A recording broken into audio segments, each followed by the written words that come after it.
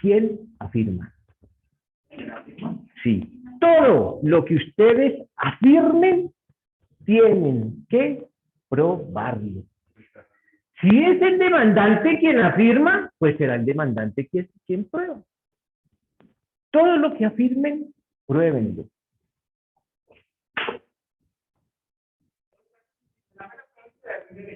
Sí, o sea, si afirmo, pruebo.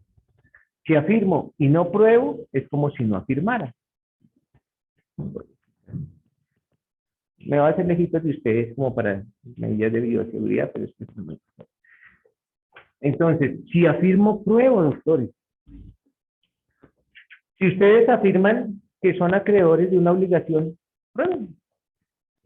Si afirman que ya pagaron la obligación, prueben. Pero si afirman, prueben. Eso en materia civil. Ahora bien, en materia penal, ¿quién prueba? ¿Sí? En materia penal, por regla general, prueba la fiscalía, pero no siempre. En ocasiones, la defensa tiene que probar. Óigase bien, tiene. Pero en vez de querer, esto es de tener que hacer. ¿Cuándo se imaginan que el defensor tiene que probar? Por regla general, la fiscalía tiene que probar. ¿Por qué? Porque sobre los hombros del procesado descansa una presunción que se denomina la presunción ¿de qué? De inocencia. Entonces la fiscalía es la que tiene que probar que esa persona es la culpable. ¿Tú eres quién? Marcelo. ¿Habías tenido la cámara? Yo tenía la cámara ayer dañada. ¿Sí?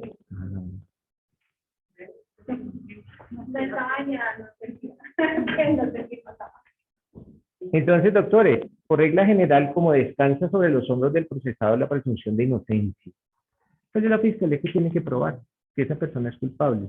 Pero ¿cuándo el defensor tiene que probar? ¿Qué se imaginan?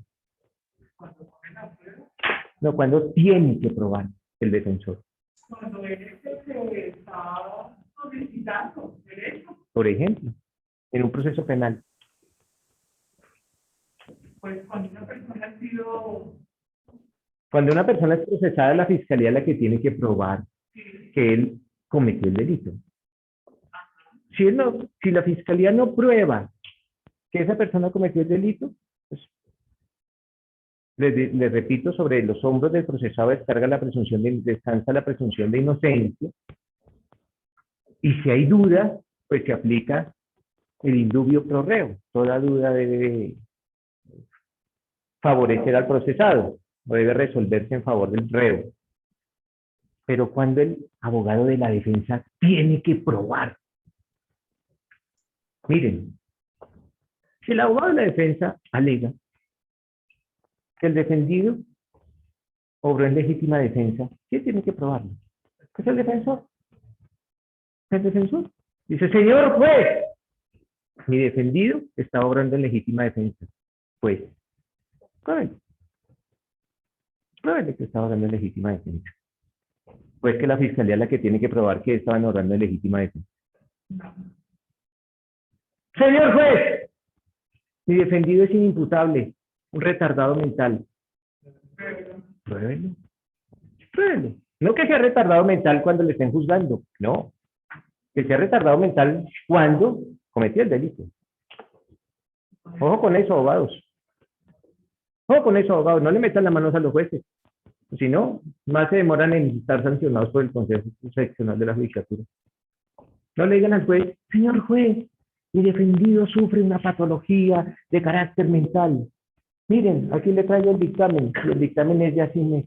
Y el delito se cometió hace 2 años. ¿Cómo le sucedió esta semana con ese señor que atropelló a los 2 muchachos? ¿A Vives?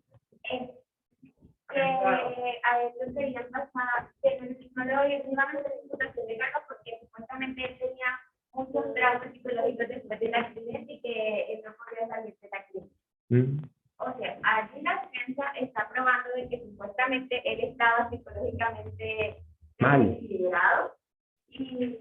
O sea, allí la defensa estaba operando mal, porque pues en realidad él era una persona sana. Solo que después del accidente fue que se Se puso malito. Se ¿verdad? puso malito. Ah. Y le sirvió la defensa, ¿cierto? No, ahí está preso. Ahí está en la cárcel de la Ternera. Ahí está, en Cartagena. ¿Tú eres? Silvana. Silvana. Cambiamos de la virtualidad a la presencialidad, ¿cierto? Hasta físicamente. Sí, cambiamos. La educación en Colombia yo les decía que es mediocre. La educación que doy y la educación que recibo. Es mediocre. Pero con la virtualidad, y estoy hablando en términos generales, ¿no? Salvo contadas excepciones, salvo la Universidad Nacional, salvo la Universidad de los Andes, y paremos de contar. Paremos de contar. Pero con la virtualidad se vuelve aún más mediocre. Ustedes lo saben, y yo lo sé. Espero que las 3 sentencias estén leídas. Por eso trato que sea lo menos mediocre posible. Entonces, doctores, volvemos. En esos casos, la defensa tiene que probar. Si la defensa alega que su defendido está en una circunstancia de ignorancia, marginalidad o pobreza extrema, que lo llevó a cometer el delito, pues pruébelo. Si la defensa alega que su defendido obró bajo circunstancias de ira o intenso dolor, pues pruébelo. ¿Cómo? Como se le dé la gana. Desde que sea con medios probatorios que sean pertinentes, conducentes, útiles y necesarios. Ustedes ya lo saben. Ustedes ya saben esas características de la prueba. Conducencia, pertinencia, utilidad y necesidad. Eso ya lo habíamos dicho. Conducencia, pertinencia, utilidad y necesidad. Y que el medio de prueba sea lícito, que no sea obtenido bajo tortura. Ya tengo el link de la película del día del juicio final. Yo se los envío en estos días. Si no han podido conseguirla, ya tengo ese link. Y es bueno porque... ¿qué? Porque la película no es fácil de conseguir. O a veces en la internet tenemos alguna dificultad en bajar esa película. Entonces, doctores, por regla general, en derecho civil, quien afirma, prueba. Y en derecho penal, será la fiscalía siempre y cuando la defensa no realice afirmación.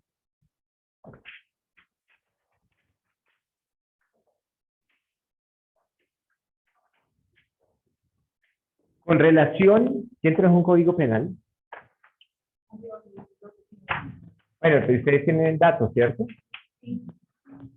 Búsquenme en un delito que se llama enriquecimiento ilícito de particulares. Así, enriquecimiento ilícito de particulares. En el Código Penal. Miren lo que va a pasar con ese delito y por qué lo cito puntualmente a ese delito. Porque hay voces que afirman que en ese delito quien tiene que probar es la defensa. No es la fiscalía la que tiene que probar la responsabilidad del procesado, sino la defensa la que tiene que probar la inocencia del procesado. O sea que se presume que el procesado es culpable. En ese delito tienen que leerlo para darse cuenta del por qué.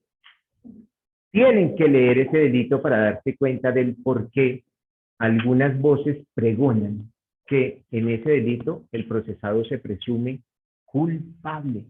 En ese especial delito, es el único delito en el cual, y yo soy de esas voces que indican que en ese puntual delito, quien tiene que probar es la defensa, que su defendido es inocente, porque si no prueba que es inocente, siempre será culpable.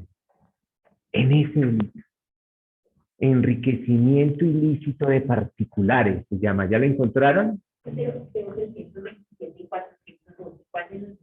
Pues es la que usted es la que tiene que decirme cuál de los dos.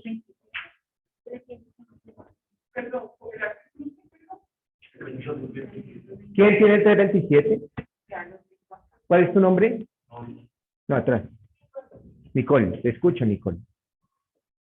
Duro. Es que de manera directa Más despacio. es que de manera directa o por intercuenta termina con temas para que un para otro incremento patrimonial justificado. Ojo, incremento patrimonial, ¿qué? No justificado. ¿Qué quiere decir eso?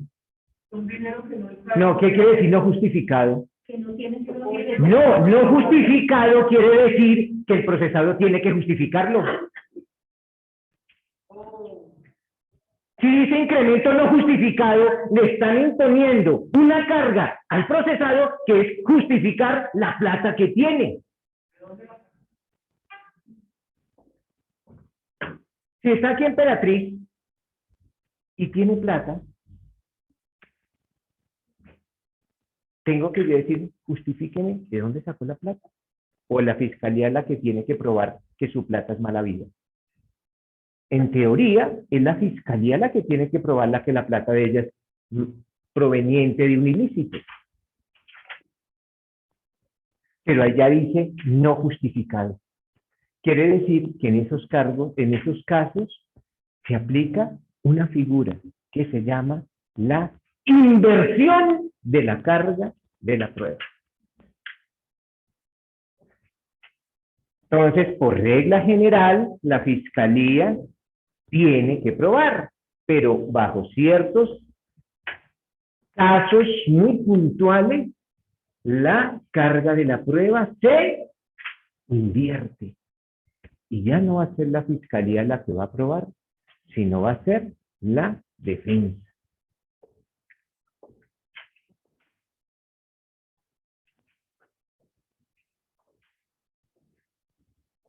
Miren lo que dice allá, no justificado, ¿cierto? ¿Cuál es su nombre? ¿Cómo? Nicole, léemelo nuevamente, por favor. Ajá.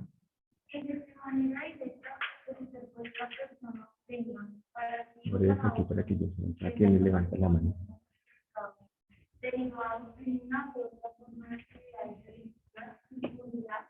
Por eso la conducta en posición de 96 a 180 y no se correspondencia al doble del valor del incremento físico logrado, y que supere equivalente a 50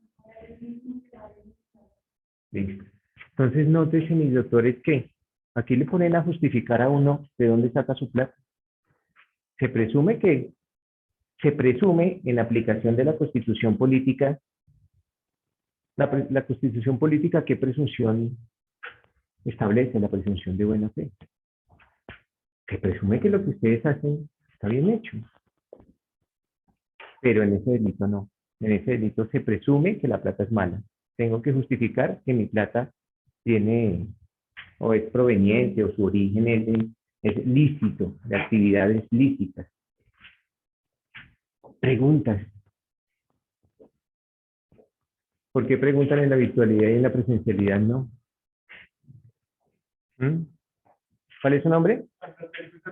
Andrés. Profe, una pregunta. Han llegado acá de que existen casos en donde la supuesta víctima debe probar que en realidad sí se hizo la persona que cometió el delito. Es decir, la persona que, digamos... ¿Quién tiene que probar quién cometió el delito? La fiscalía. Ajá. ¿Dónde dice eso? Yo digo, ojo, duden de lo que le dicen sobre todo sus profesores, porque a veces los profesores hablan mucha... Y como son profesores, entonces les creen. No les crean a sus profesores.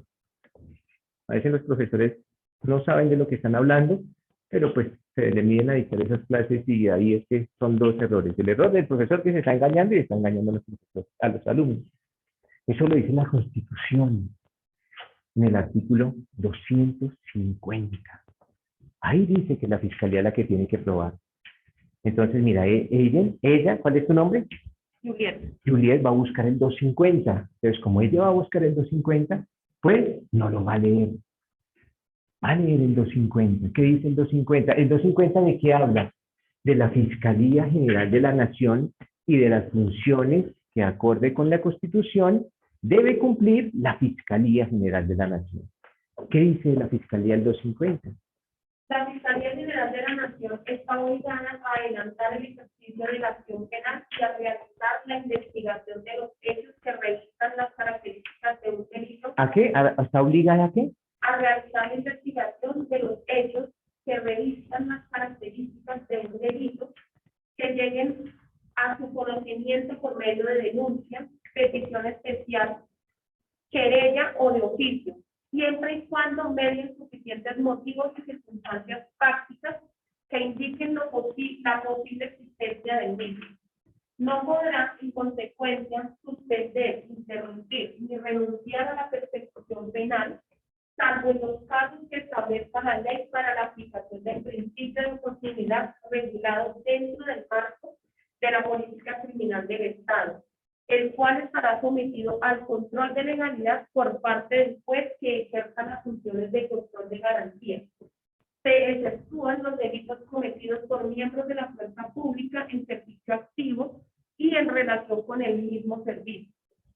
En ejercicio de sus funciones, la Fiscalía General de la Nación deberá: 1. Solicitar al juez que ejerza las funciones de control de garantías las medidas necesarias que aseguren la comparecencia de los imputados al proceso penal, la conservación de la prueba y la protección de la comunidad, en especial de las víctimas.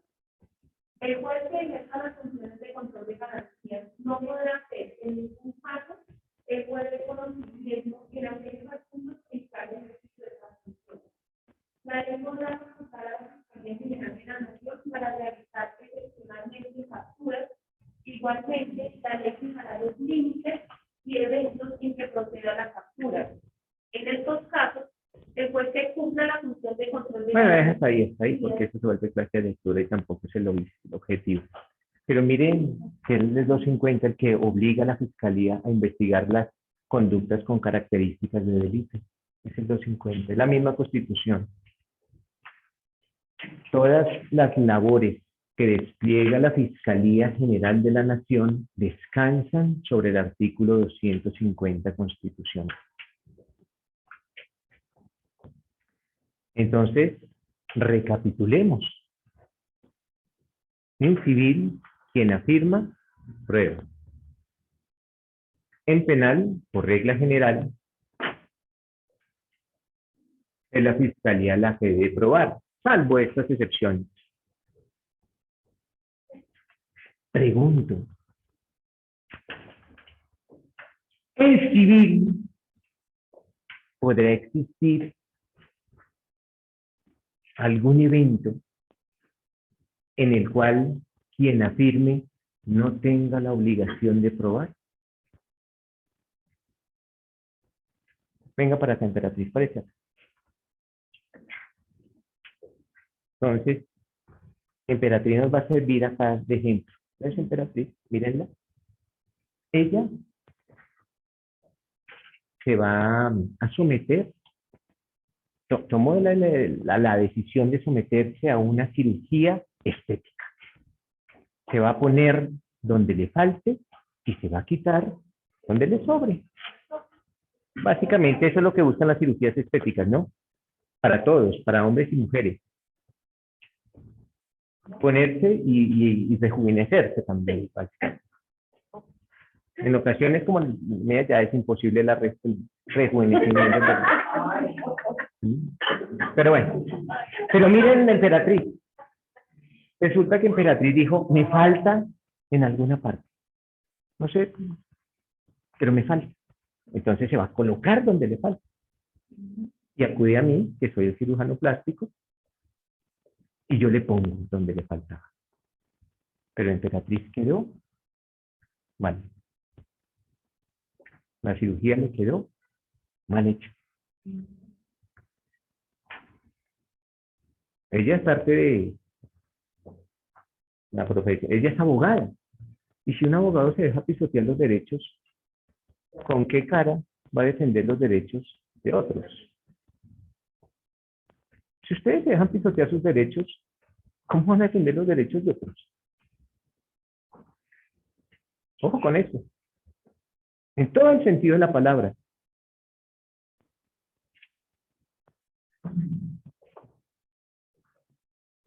Yo tuve un profesor. Ya, espérate, muchas gracias. Ya me hizo la cirugía. Yo tuve un profesor que llegó el primer día a tratar mal a los alumnos.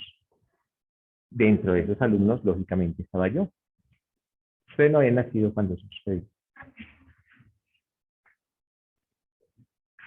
Para un alumno, llegar y encontrarse ante un profesor hostil es difícil, y más el primer día. Y eso que yo estudié en la noche, en donde ya éramos pues relativamente viejos. Que a veces cuando son jóvenes, pues aún más llega a ser un poco difícil confrontar al profesor. Y este profesor llegó a tratar mal a la gente. A tratarla mal es a tratarla mal. Hasta que una vieja se levantó y dijo, a mí no me trata mal. Y a mí me hace el favor y me respeta. No una señora boyacense, porque él nos había preguntado de dónde éramos oriundos antes. Y él dijo, vieja berraca. Esta es una abogada, ustedes no. Él lo hizo de adrede, para saber quién iba a defender sus derechos. Solo hubo una mujer que lo hizo.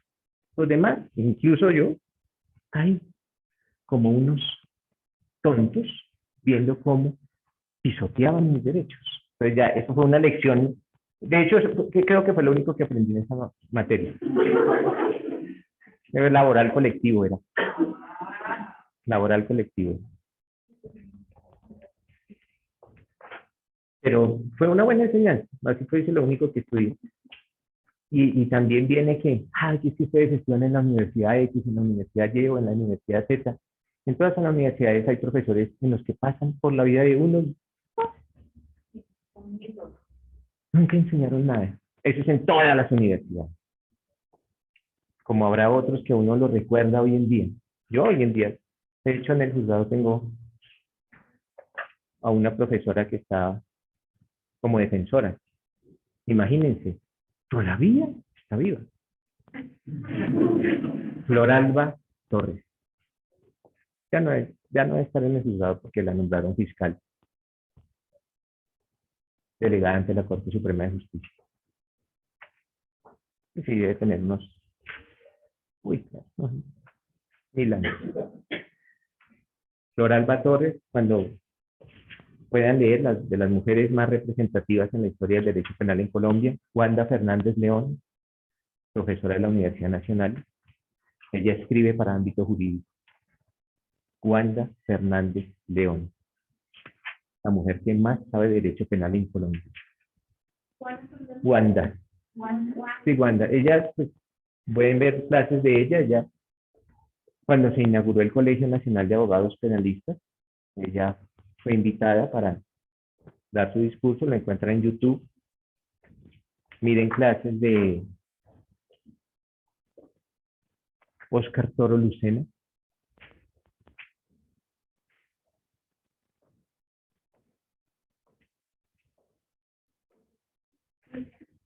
Óscar Toro Lucena, un gran maestro de derecho penal.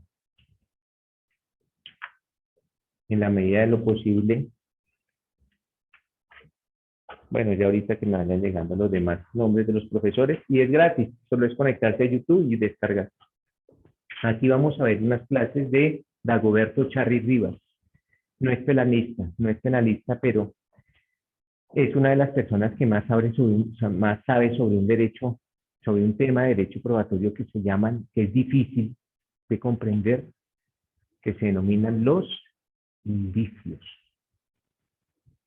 Porque para comprender indicios se necesita entender lógica. Y la lógica que se maneja en derecho no es la lógica matemática, sino la lógica aristotélica. Entonces, debemos leer algunos libros de lógica de Aristóteles para comprender los indicios. Esto en materia general, y hay un proceso por excelencia que maneja los indicios, es un proceso civil que se denomina el proceso de simulación. Cuando yo simulo vender un bien. Entonces, que le traspaso el bien a mi hijo. Entonces vamos a hacer una venta porque por donación debemos pagar muchos impuestos. Entonces simulo venderle. O para insolventarme y no responder ante mis acreedores. Entonces simulo vender. Entonces ustedes van a buscar mediante un proceso de simulación, decir, mire, este señor simuló la venta y las pruebas que utilizan son pruebas de indicios. Eso lo vamos a ver en una clase y en una conferencia del doctor Dagoberto. Bueno, entonces la pregunta que les decía, volvíamos allá a la cirugía plástica.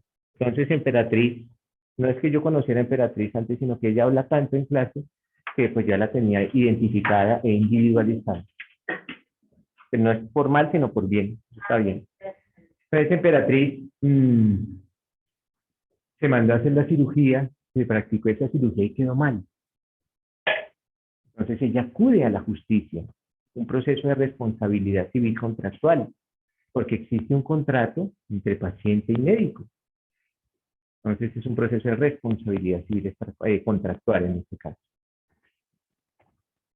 ¿A quién le queda más fácil probar que la cirugía quedó mal? ¿Quién tiene la carga de probar que la cirugía quedó mal? No. ¿Por qué? Porque Emperatriz no es médica. Ella no es médica, ella no tiene los conocimientos especializados. Ella es abogada. Entonces, en ocasiones, alguna de las partes, miren que por regla general, quien afirma prueba en civil, pero en ocasiones, dada la característica de alguna de las partes, le es más fácil probar a una de ellas. Si Emperatriz no es abogada siquiera, ¿cómo va a probar ella que una cirugía le quedó mal? Pues tendría que acudir a otro cirujano plástico que dijera sí o dijera no, pero la ponen a ella en carga. Entonces, cuando ella demanda, el juez lo que le dice es, oiga, señor cirujano, demuéstreme que la cirugía quedó bien. Porque ella está diciendo que la cirugía quedó mal hecha. Porque al cirujano le es más fácil probar, dados sus conocimientos. Por eso en la responsabilidad médica, quien tiene la obligación de probar es el médico. No soy yo. Si fui al médico y me dio un remedio para la tos, y yo no tenía tos, yo tenía apendicitis, es el médico el que tiene que probar que se equivocó. Porque yo qué voy a saber que lo que me están recetando, uno es un ignorante completo. A uno le entregan un papel, de hecho, con una letra que ni siquiera entiende. Y uno no sabe si eso que está ahí le sirva para lo que uno está, para la dolencia que uno tiene. Uno va como un ciego allá a la farmacia y toma lo que ellos le dicen. Si le dicen 4 pastillas diarias, se tamponen las 4 pastillas diarias, pero uno no sabe si en verdad esa, o qué contraindicaciones tenga, o si eso le sirve, o de pronto el médico anda en un guayabo terrible, y recetó mal, formuló mal. Puede pasar, claro que puede pasar, y de hecho, pasa. O cuántos de nosotros tomamos esa fórmula y entramos a Google y empezamos a mirar a ver para qué sirve y para qué no sirve. No, vamos, sigo así, esto y esto y esto y esto. De hecho, si llegamos a entender la letra, que eso también tiene un origen, ¿no? ¿Por qué las letras de los médicos son tan ilegibles? Eso tiene una razón. Eso tiene una razón. O sea, no todo es de gratis en la vida, todo tiene una explicación. Eso tiene una explicación. De hecho, eso es doloso, eso es adrede que lo hacen. Para que solo su letra la entiendan quiénes. Los de las farmacias. Ese es un contubernio, esto pasó hace más de 300 años. pero fue un contubernio que hubo. Y tengo una pregunta. En Me llama eso, el Carlos. médico debe probar el mismo médico que realizó la Sí, cirugía, lógico. ¿cierto? Sí, Pero a menos que haya muerto o no cosas fue así. una tercera opinión médica. Lógico, siempre, siempre, pero inicialmente quien debe probar es el médico que practicó la cirugía o que formuló, porque es a él a quien voy a demandar. Es a él, no a otro. El médico puede alegar que está bien y puede... Pues no lo alegue, pruébelo. Él puede decir hasta misa. Yo les decía, yo no sé si ustedes al otro curso, aquí una vieja una vez al juzgado a decirme que Dios era testigo que su hijo no había cometido el delito. Yo le dije, pues traiga a Dios. Tráigale, lo sentó ahí, lo sienta en el banquillo de los testigos y lo interrogo. Su Dios, tráigalo. Que yo era un hereje, un pepino que son herejes. Traiga a Dios. Si Dios es testigo, pues que no cometió el delito.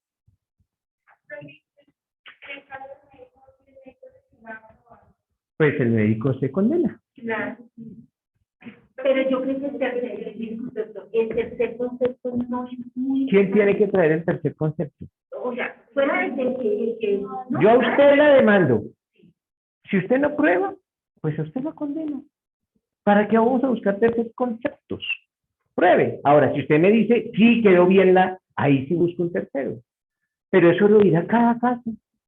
Cada caso. Miren, doctores, sería muy fácil ser abogado si todos los casos se diseñara la misma estrategia. Sí, es muy fácil, porque utilizaría la misma estrategia para todos los casos y cualquiera sería abogado. No, cada caso requerirá mayor trabajo, menor trabajo, pero cada caso es un mundo completamente distinto. Profe, en mi caso médico, Eso lo dice el Consejo de Estado. cuando El Consejo de Estado fue el que indicó, después les doy la sentencia, por qué se invierte la carga. Bueno, ¿por qué? Ya se los dije, porque tienen la facilidad de probar. Pero les voy a dar las sentencias para que soporten, aunque los jueces ya saben, los jueces civiles y administrativos, ya saben que la carga de la prueba en los casos de responsabilidad médica recae en el demandado, que pues siempre será el médico o la institución. Dime. los adultos médicos cuando empezaron a invitar los tiempos libres, los médicos humanos que comenzaron a utilizarlo, sabiendo que esa sustancia es química para el cuerpo, o sea, que es mortal. ¿Eso sería un indicio? No, ellos sabían, ellos tenían que probar, en este caso ellos tienen que probar, Silvana es su nombre, ellos tienen que probar que esos biopolímeros no son perjudiciales para la salud. Ellos tienen que probarlo. Por eso ellos tienen ese conocimiento, ellos tienen una clase de conocimiento que nosotros no tenemos, que se denomina un conocimiento que científico. Eso tienen los médicos, un conocimiento científico. Nosotros no lo tenemos porque no somos médicos, a menos que lo fuéramos. Entonces, digamos, en el ejemplo, usted decía que era un caso de responsabilidad contractual. ¿Y sería correcto también decir que es un caso de responsabilidad médica? Sí, es que los casos de responsabilidad médica son contractuales. Pero, digamos... Bueno, en algunos casos, en otros no. Porque... Pero en el caso de la cirugía plástica sí, porque tú firmas un contrato con el médico. Porque, digamos, en la partida de responsabilidad médica dice que, o sea, el médico es de medio y no de resultado. Ajá. Es decir, que... En las cirugías estéticas, nunca. ok. Las cirugías estéticas no son de resultado, no son de medio, son de resultado. Si voy para que me agranden lo que tengo pequeño, voy para eso, porque yo llegué buenecito y sano. Y así salgo del quirófano. Pues lógicamente con lo pequeño grande. Pero salgo buenecito y sano. No pasa con las demás cirugías, en las que yo llego enfermo y el médico tendrá la obligación de realizar todas las gestiones para que mejore mi salud, pero nunca podrá prometer que me mejoro. Eso es pero en la responsabilidad estética, no. La responsabilidad estética, las cirugías estéticas son obligaciones de resultado. Por eso le dije a Emperatriz que, por eso Emperatriz se mandó a hacer ¿qué? Una cirugía estética. Por eso no dije que si Emperatriz tenía cáncer o no, porque en esos casos sí, el médico tendrá que realizar todo lo que a bien tenga para para tratar de mejorar la salud del paciente, pero no nunca podrá. Es lo mismo de nosotros. Nosotros tenemos obligaciones de medios.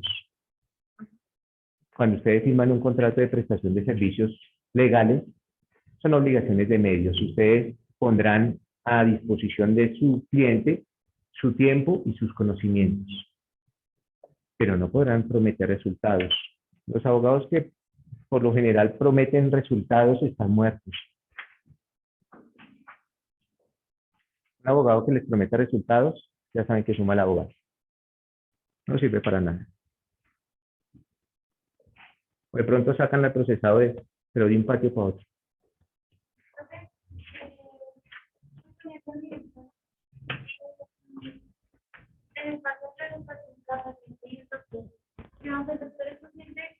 Pero la paciente del doctor, ¿en una cirugía normal o una cirugía estética? Uh-huh.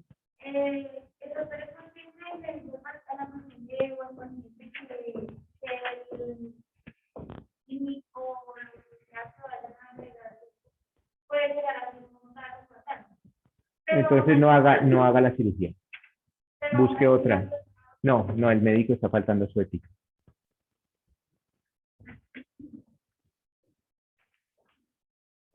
Miren que lo de las PIP, ¿qué se llamaba? ¿Cómo se llamaban esas prótesis que se estallaban? ¿BIP? Esas prótesis, los médicos no sabían que esas prótesis se iban a estallar. Ellos no lo sabían. Fue el laboratorio que las fabricó el que con posterioridad se dio cuenta. Por eso no demandaron a los médicos, sino demandaron ¿a quién? A los fabricantes de las prótesis. Se veían hermosas. Tenían problemas, pero se veían espectaculares. Lo digo con conocimiento de causa.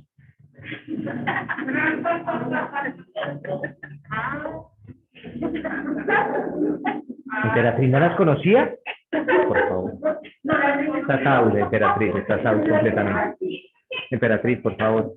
Ya sabe que con el primer, o son horarios, pues. Listo. Entonces, doctores, nótese que en civil, y cuando me refiero a civil, estoy haciendo alusión a todas las demás ramas distintas al penal. En ocasiones también existe una inversión de la carga de la prueba. Cuando la contraparte, no quien afirma, sino la otra parte, le es más fácil probar. Sin embargo, para que exista una inversión de la carga de la prueba, debe existir un pronunciamiento judicial. Entonces, una alta corte debe decir, en estos casos hay inversión de la carga de la prueba, porque si no existe el pronunciamiento de la judicatura, quien afirma, prueba.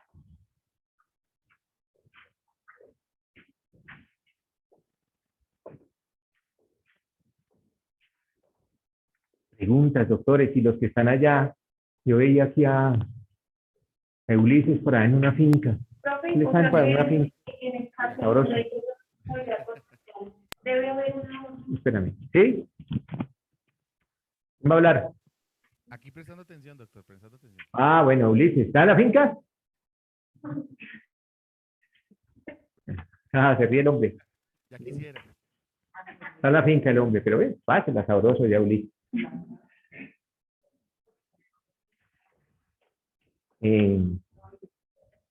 Piensen un momento en lo siguiente. Yo lo he hecho, por eso a veces se pasa de pronto por alto lo que dice el profesor, pero yo les decía en la virtualidad que prendieran la cámara en la medida que fuera posible las personas que hagan uso de la palabra. Si yo obligara a prender la cámara a quien está hablando,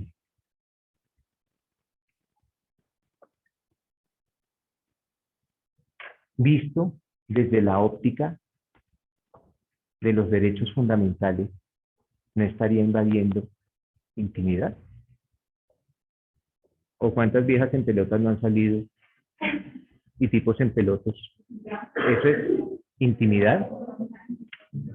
¿Eso no es violación a la intimidad? ¿De cuándo acá yo tengo que saber dónde están y con quién están? ¿Eso no es una violación a la intimidad? Si yo le exijo a un alumno, por eso yo les digo, prendan la cámara en la medida de lo posible. Pero si yo le obligo a un alumno a prender la cámara, estoy vulnerando su intimidad.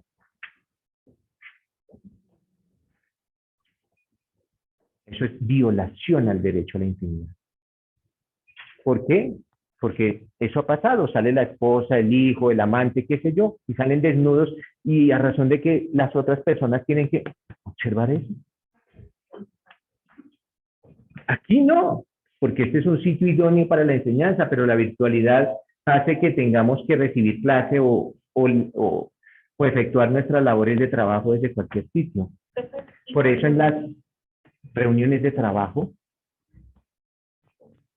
cuando el patrón o empleador, como se le dice hoy en día, exige que se prendan las cámaras, aparte de ser violación a la intimidad, es acoso laboral. ¿Lo dice la Corte?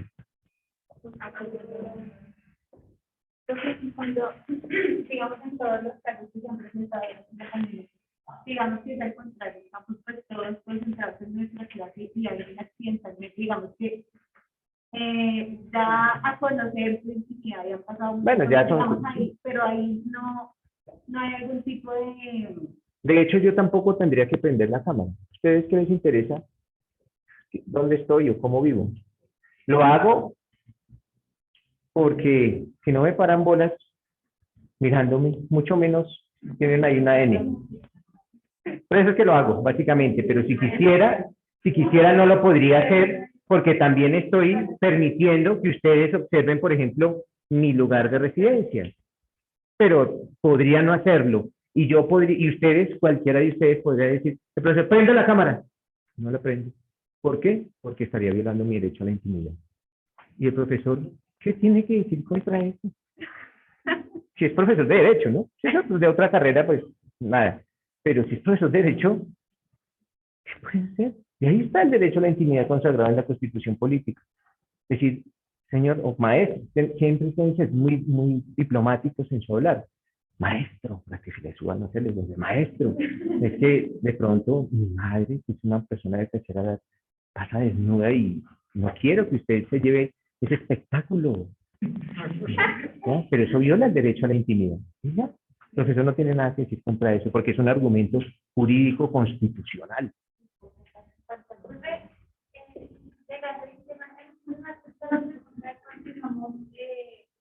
Una pareja pelea porque alguien no sospecha de una infidelidad. ¿Pero quién? ¿Cómo así que alguien sospecha de una intimidad? ¿Cómo es el caso? Cuéntenoslo porque... Está la pareja. Silencio, está la pareja. Es que siempre es un espacio que empieza, por ejemplo, la mujer que... Entonces de pronto ella sospecha de él. La cónyuge sospecha del inocente cónyuge. ¿Y qué hace ella? ¿Quién? ¿Ella o un detective privado que ella contrató? Porque si es ella, pues se va a dejar pillar. Porque nosotras no somos expertas en seguir a nuestros cónyuges. De pronto el detective privado sí. Entonces ella acude a sus cesantías diciendo que va a reformar la casa, pero no, esa es la plática para el detective. Y el detective empieza a seguir a este pobre hombre. Y el detective se da cuenta que efectivamente el hombre tiene un ayudante o preparadora física. Entonces, le lleva las pruebas, porque es un contrato, de hecho es un contrato legal, le lleva las pruebas. Y ella tiene ahí las pruebas. Entrando a la residencia San Martín, en la 63 con Caracas, y saliendo posterior. ¿No? Esa es mi labor como profesor, no saber esas cosas.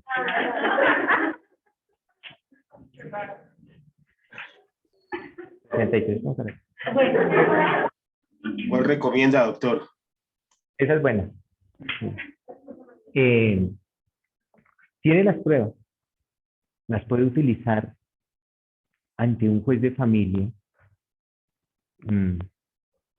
argumentando la causal primera de divorcio, ¿cuál es? Relaciones sexuales extramatrimoniales. La respuesta es no. No las puede utilizar porque esas pruebas invadieron un derecho fundamental que es el derecho a la intimidad. Y aquí los únicos que pueden invadir derechos son los de la rama judicial. Nadie más. Nosotros invadimos derechos, pues claro.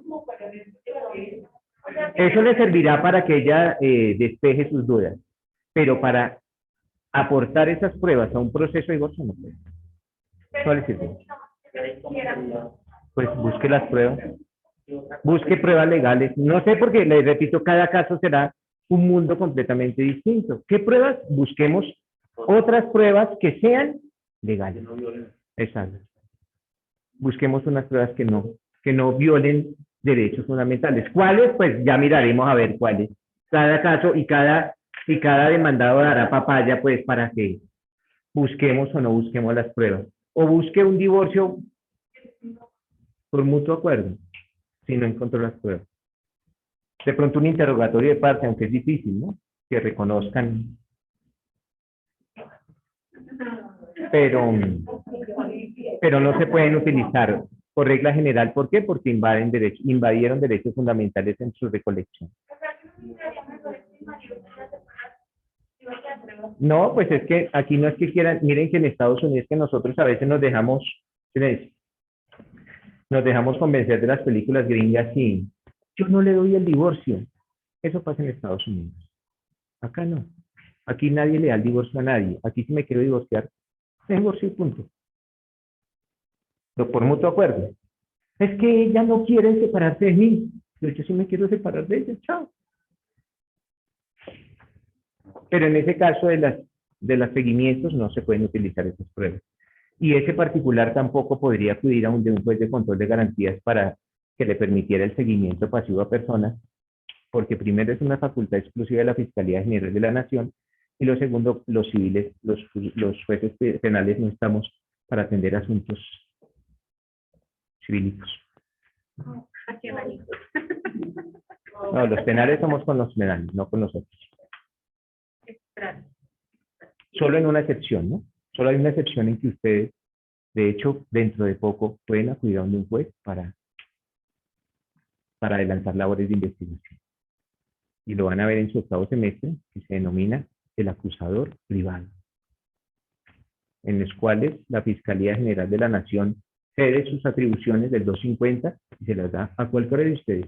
Y digo que a cualquiera de ustedes, de hecho, porque lo pueden hacer estudiantes de consultorio jurídico. O sea, dentro de poco, que ya están en su consultorio, ya pueden hacer las labores de fiscal. Por eso es mi labor en derecho probatorio enseñarles lo que hacen los fiscales. Porque el acusador privado, que es el último capítulo que trae el Código de Procedimiento Penal, habla que en ocasiones el particular puede abrogarse las labores de fiscal.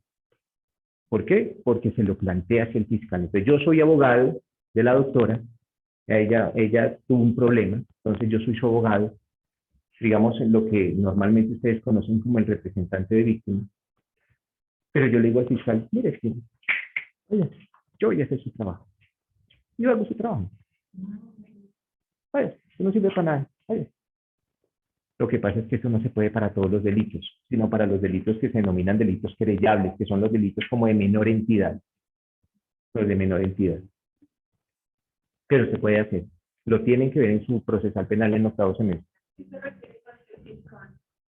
Depende porque es que existen fiscales, como todo, existen fiscales por categorías. Para ser el fiscal de menor categoría, se necesitan después del grado 2 años de experiencia. Al que le siguen 4, al que le siguen 8 y al que le siguen 15, que es el más alto, que es fiscal delegado ante la Corte. De experiencia profesional, ya sea en la rama judicial o en ejercicio es difícil. O sea, abogado. Abogado y 2 para el básico. 2 para el básico, para el municipal. Después 4 para el otro y así sucesivamente. 4, 8 y 15. 8 para los fiscales delegados ante el tribunal y 15 para los fiscales delegados ante la Corte Suprema de Justicia. Y para ser fiscal de la Nación tener un grado de deficiencia mental como hasta ahora.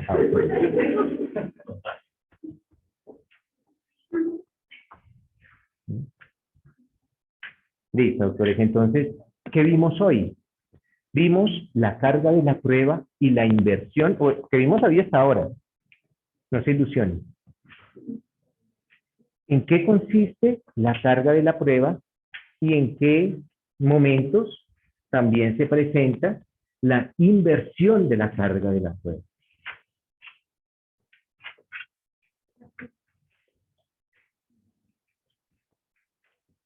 Les decía que eventualmente, mis doctores, eventualmente al practicarse pruebas, esto en el derecho penal, se invaden derechos fundamentales. No se violan, porque si fueran violaciones, pues no serían legales, pero sí se invaden. Entro a afectar derechos constitucionales.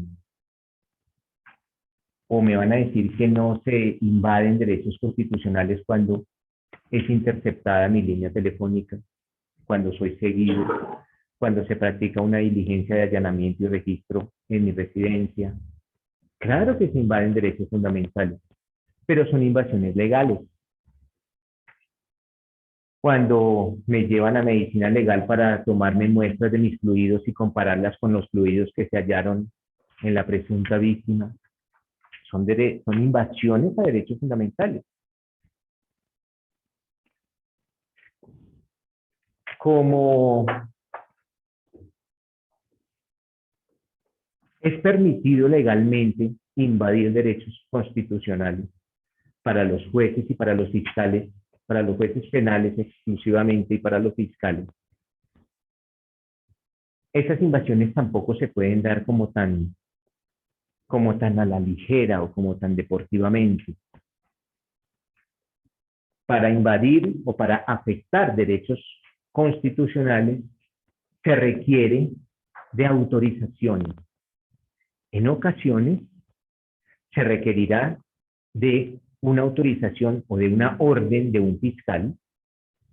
En otras ocasiones se requerirá, aparte de la orden del fiscal, la autorización de un juez, que en Colombia se denomina el juez de control de garantías, que es un juez penal, y este juez de control de garantías dará una autorización para que se afecte ese derecho fundamental, y una vez se ha afectado el derecho, controlará, o sea, posteriormente a la afectación, controlará cómo fue esa afectación, lo que se denomina un control posterior.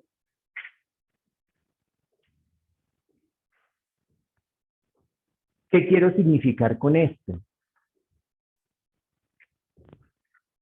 Que mañana, por ejemplo, una búsqueda selectiva en bases de datos. Yo necesito demostrar o necesito llevarle al juez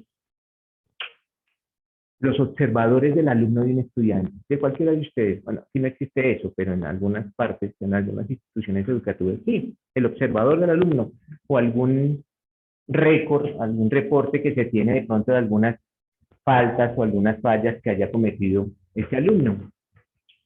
Pero yo se lo necesito llevar a un juez, posiblemente para demostrar un patrón de conducta. Es un niño violento o una niña violenta. Miren, el observador del alumno así lo indica, señor juez. Pero no será una invasión a la intimidad obtener ese observador del alumno, y la respuesta es sí.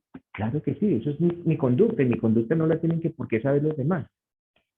Entonces, en esos casos, ustedes como abogados deben asistir donde un juez, a decirle, señor juez, autoríceme que mi investigador recaude esa prueba.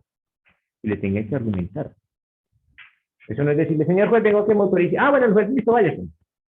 Tienen que argumentarle del por qué se van a ver vistos afectados derechos fundamentales, pero aún así son esenciales para mi teoría del caso. Entonces el solicitante debe asistir a donde un juez. ¿Ustedes están en quinto semestre? Eso ya va a pasar. En un abrir y cerrar de ojos les va a pasar eso.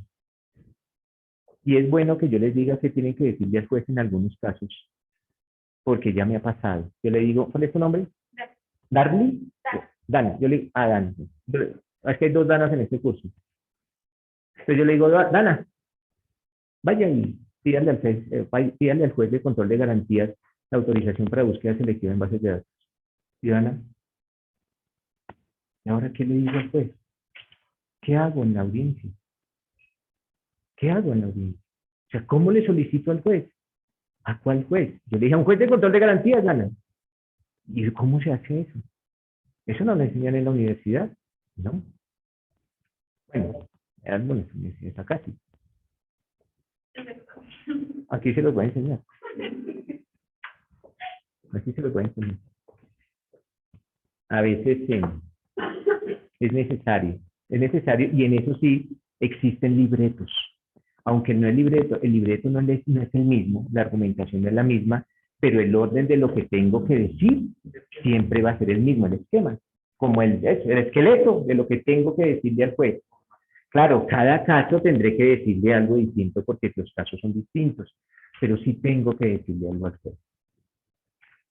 Pues durante 10, 15 minutos vamos a ver algunos. Yo no me las sé de memoria, pero los tengo anotados, porque yo los controlo a los solicitantes. Yo controlo que el solicitante diga lo que tiene que decir. Si el solicitante no dice lo que tiene que decir, le digo, usted no tiene que decir, usted no dijo lo que tenía que decir, le deniego su solicitud, vaya a ser. Y sale feliz con su cliente, el cliente sale feliz también. Una violación. La víctima o la presunta víctima acude al hospital. Una vez, en teoría, se dio el hecho de la violación y dentro de su cavidad vaginal o dentro de su cavidad anal encuentran semen. Entonces, ¿qué encontraron? Encontraron fluidos. El semen es un fluido. Ahora bien, esa víctima, ella o él, porque un hombre también puede ser objeto de una violación, dice o manifiesta o se indica a alguna persona como la perpetradora de ese delito. Entonces, ¿qué necesita el fiscal? Comparar el semen de ese con el que encontraron en la vecina. Eso demuestra, por lo menos, que tuvieron relaciones. No demuestra la violación, porque la violación es el acceso carnal mediante la violencia, pero sí demuestra el acceso carnal. Ya es un avance. Ya es un avance demostrar que sí hubo la relación sexual, el acceso. Entonces necesitan comparar esos dos fluidos. Pero eso invade derecho fundamental. Que a uno le diga, miren, y pasa, la chica la violaron en una fiesta, y en esa fiesta habían 4 hombres, y ya no sabe quién la violó. Pues vamos a tomarle fluidos, y le encontraron fluidos, pues vamos a tomar fluidos a los 4. A ver cuál de los 4 fue. Entonces ellos 4 eran, uy, están invadiendo derechos fundamentales. No importa un pepino que le estén violando sus derechos fundamentales. Es una violación o una transgresión o una invasión legal. Pero el fiscal debe de asistir donde un juez para que el juez le dé la autorización. Esa autorización está consagrada en el artículo 249, o esa diligencia está consagrada en el artículo 249 de la ley 906 del 2004. Vamos a ver eso. Vamos a tratar de ver unas poquitas en todo el transcurso del. Son miles de audiencias, pero por lo menos que tengan el esquema, como lo dice el doctor, de algunas de ellas. 249. Mientras tanto, pues, alguno de ustedes puede remitirse al artículo 249 de la ley 906.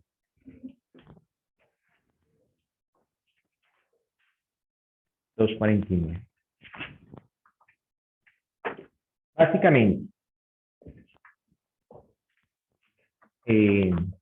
esa solicitud siempre la efectuará la Fiscalía General de la Nación.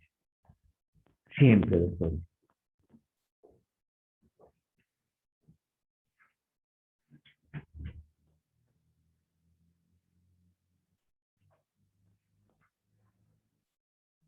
Después de instalada la audiencia, pues el fiscal, esto sí no se los enseño, pero esto es como la carpintería. El fiscal tiene que llenar un formato solicitando la audiencia y radicarla en una oficina. Después de eso, le dicen, le tocó en el juzgado 20, por decir algo. Cuando él llega al juzgado 20, el juez ya sabe de qué audiencia se trata y él dice, en el día de hoy, ¿qué día es hoy?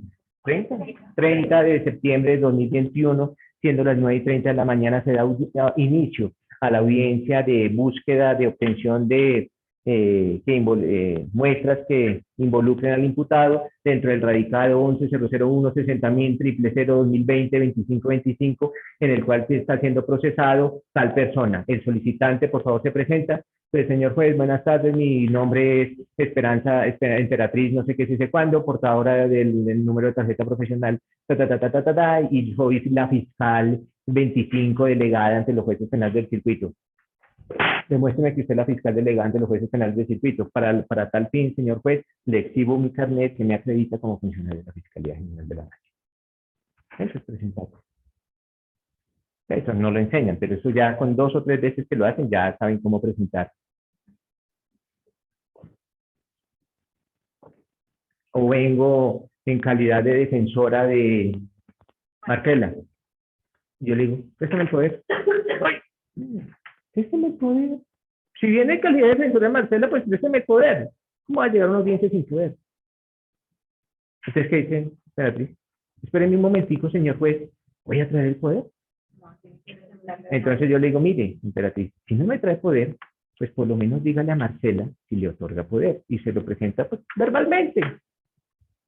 Entonces, señora Marcela, ¿le confiere usted poder amplio y suficiente a Emperatriz para que la represente en este asunto legal? Entonces ella dice, sí. Le digo, Emperatriz, ¿acepta ese poder? Sí. ¿Usted tiene alguna sanción disciplinaria que le impida ejercer el derecho a su cargo de abogado? Si la tiene, me dice que no, eso es un fraude procesal, se va para la cárcel.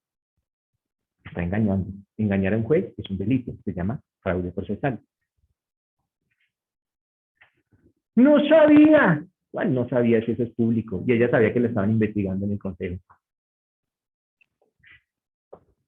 Entonces le digo, por eso, Emperatriz, ¿acepta? Sí.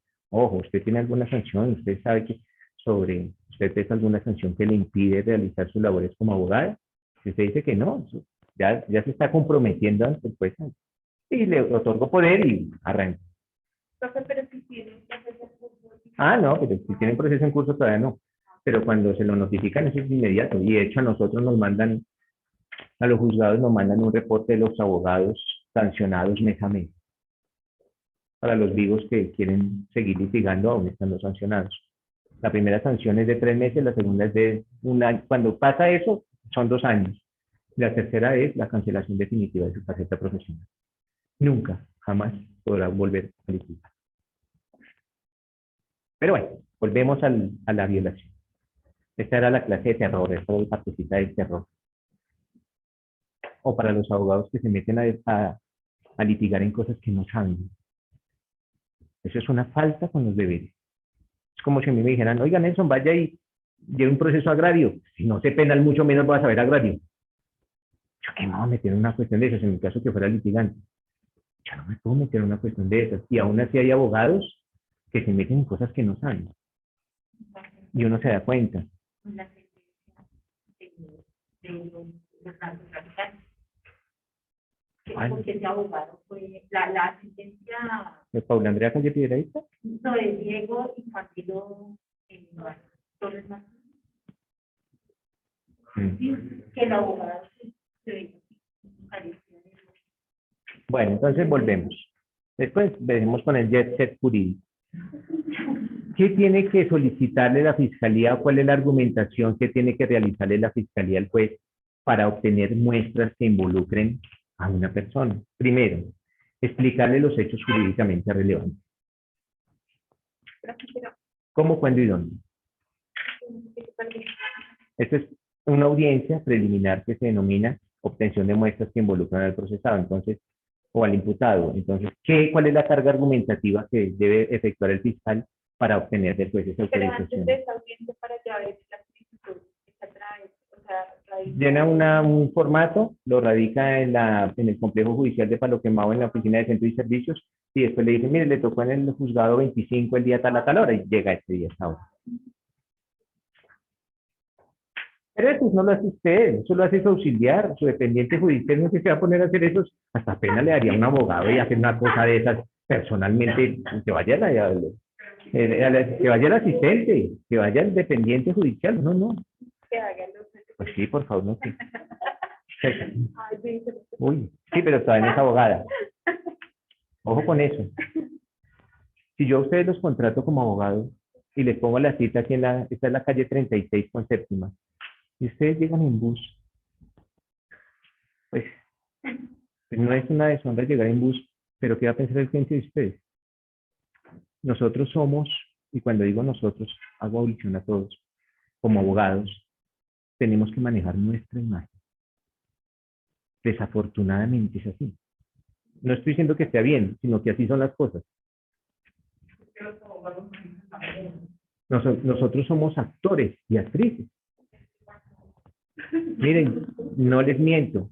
Esto no, sin exagerar, yo tuve un compañero que se retiró de la rama judicial y pedía prestados un Mercedes-Benz para asistir a las reuniones con los clientes.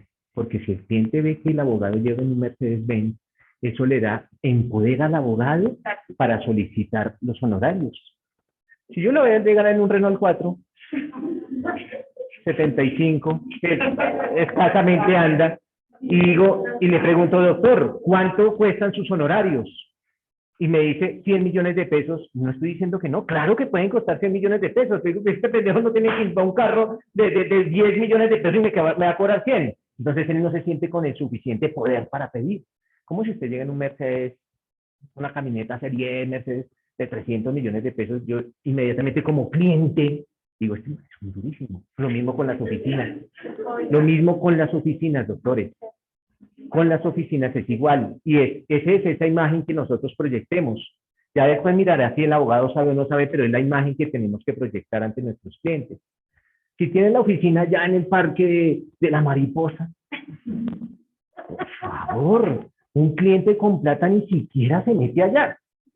Que se va a meter una allá con el lumpen. Un cliente no va allá.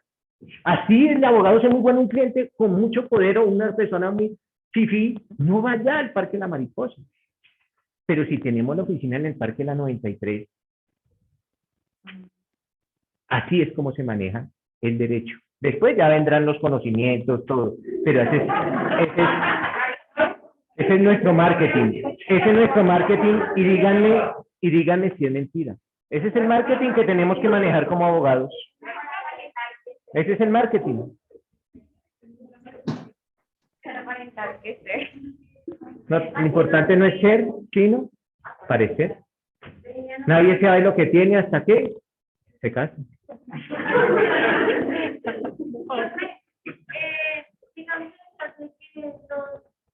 Digamos, los abogados, Silencio. la auxiliar logra conseguir, digamos, las pruebas de todo el caso. No, los auxiliares no recaudan pruebas. Los que recaudan pruebas son los investigadores. Pueden haber investigadores para la fiscalía y el abogado también tiene su cuerpo de investigación. Esos son estos chicos que estudian criminalística o gente retirada del DASO, gente retirada de la policía. Pues en ocasiones uno pues contrata gente con mucha experiencia en investigación. Chinos recién egresados de escuelas de criminalística, no porque que hoy contratar un chino de esos. Pues, pero ya personas que han trabajado en el DAS 20, 25 años tienen una experiencia, una trayectoria en investigación. Sí, pero como existe un cuerpo de investigación de la defensa, existe otro cuerpo de investigación de la fiscalía.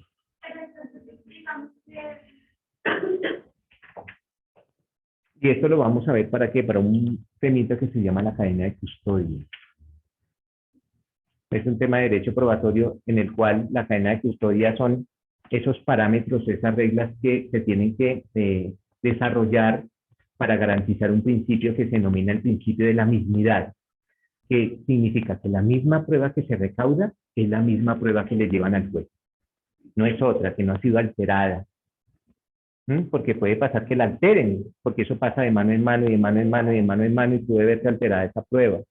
Lo que pasó con O.J. Simpson, en el caso de O.J. Simpson, que se alteró la cadena de custodia.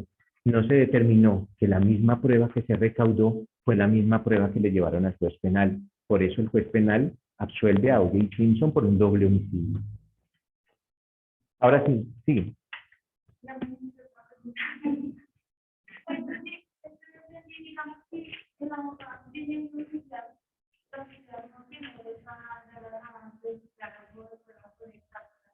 Si el auxiliar es auxiliar investigador, ¿sí? Tiene que tener pues, su rol como investigador. Puede ser que, en la mayoría de casos no, pero puede ser que el auxiliar también sea investigador privado y tenga su cartón o su carnet como investigador. O que sea.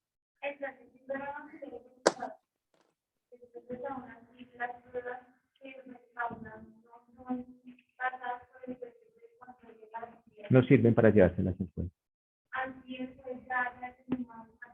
No, porque pues, el objetivo es llevarle las pruebas antes de que termine el caso, porque si no el juez, ¿cómo las va a valorar? Dime. Claro, pues, pues lo más normal es que las pruebas se les lleven al juez antes de que vaya a tomar la decisión, en la etapa que toca llevarlas. Si las practican después, ¿ya para qué? Las etapas en el proceso penal son preclusivas.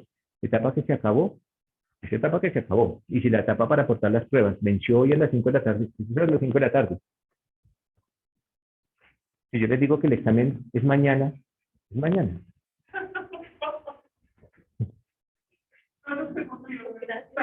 Es mañana. Si el juez les dice, la audiencia es a las 9 de la mañana de mañana, es a las 9 de la mañana, no a las horas que ustedes se les dio por llegar a donde el juez. En eso también tenemos que tener mucha responsabilidad.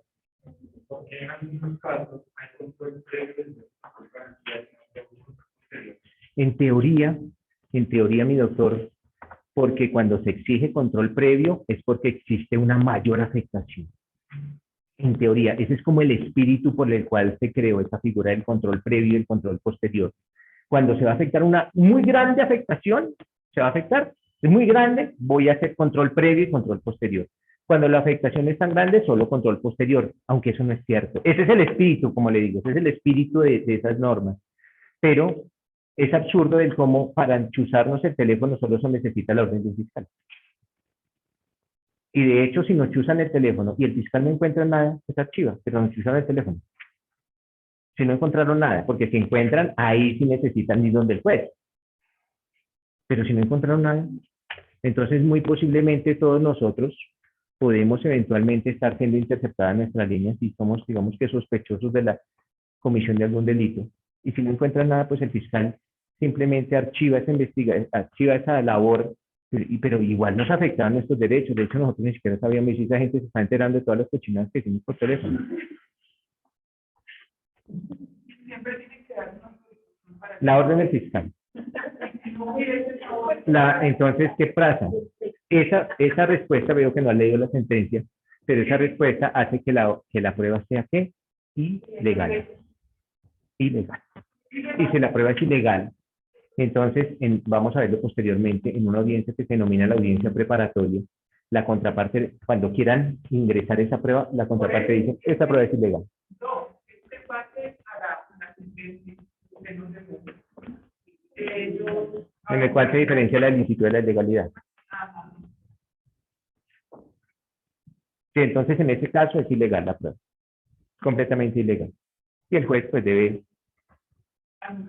desestimarla, pues básicamente. Sí, doctor. Claro, es que en derecho, miren que yo utilizo palabras como para que ustedes me entiendan, pero en el civilito, en el administrativito, en el laboralito y demás, hablamos de pruebas. En el penal no. En el penal hablamos de elementos materiales probatorios, evidencia física e información legalmente obtenida. Y el día del juicio, cuando se practiquen las pruebas, ahí sí serán pruebas. Antes no.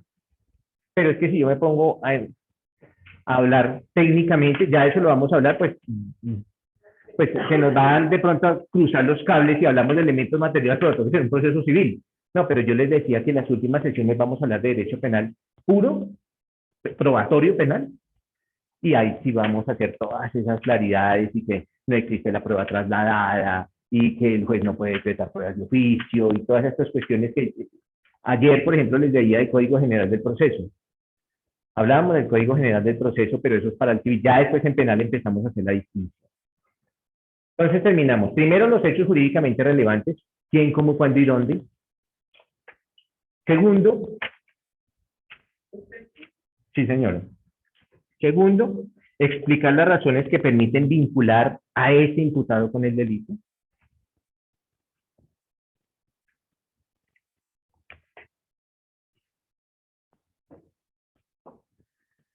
Y tercero, explicar la necesidad de la obtención de la multa.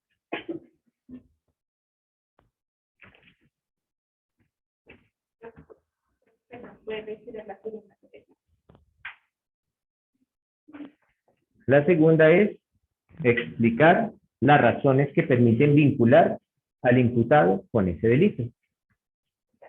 Y tercero, explicar la necesidad de la obtención de la multa. Básicamente, en este consiste la carga argumentativa que debe efectuar la Fiscalía para esa audiencia, la obtención de muestras. ¿Cómo les pareció nuestra primera experiencia real? Genial. Chao, señores. Chao, señores de la virtualidad. Esto no funciona. Doctor, muchas gracias.